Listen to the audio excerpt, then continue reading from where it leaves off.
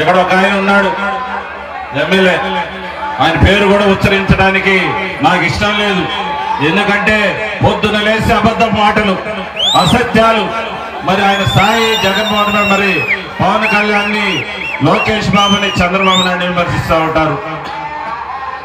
ఉదయం లేస్తే జగన్మోహన్ రెడ్డి మరి ఆయన మెప్పు పొందటానికి ఏదేదో అబద్ధం కూతలన్నీ కోస్తా ఉన్నారు. కానీ నేను ఒకటి చెప్తా ఉన్నా, నీకు చరిత్ర తెలియదు, రాజకీయం తెలియదు. చరిత్ర ఒకసారి తెలుసుకో. మా గురించి విమర్శించేటప్పుడు నీ చరిత్ర ఏదో తెలుసుకో.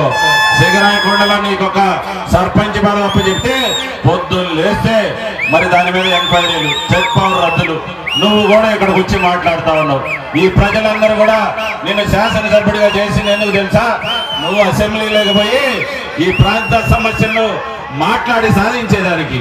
మీకు దమ్ము లేదు అసెంబ్లీ పోయేదానికి. వైసీపీలో 11 మంది గెలిస్తే 11 మంది దమ్ము లేదు. 60 రోజులు మరి అసెంబ్లీలో హాజరు కాకపోతే మిమ్మల్ని డిస్క్వాలిఫై చేస్తారని నిన్న వెళ్ళారు సంతకాలు పెట్టేదానికి.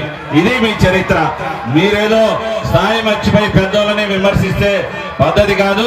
నువ్వెక్కడికో రా, నీ 5 సంవత్సరాల్లో నువ్వు చేసిన అభివృద్ధి చెప్పు.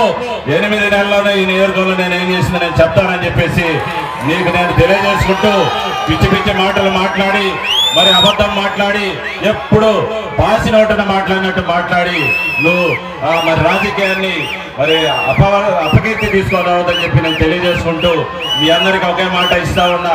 ఈ మండలంలో వచ్చే రోజుల్లో తెలుగుదేశం పార్టీ జెండా రెపరెపలాడాలని చెప్పేసి నేను తెలియజేసుకుంటూ సెలవు తీసుకుంటా ఉన్నాను.